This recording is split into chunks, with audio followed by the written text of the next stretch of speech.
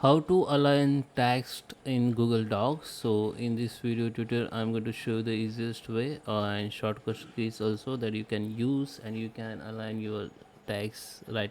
You can align right or left or center in Google Docs. So let's start with the video. Before we start, I request you, if you like this video, hit the like button, subscribe my channel, and don't forget comments below. Okay, so let me open Google Docs.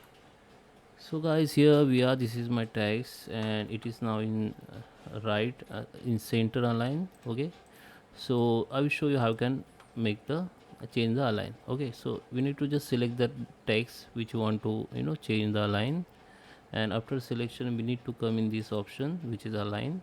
So now we have justify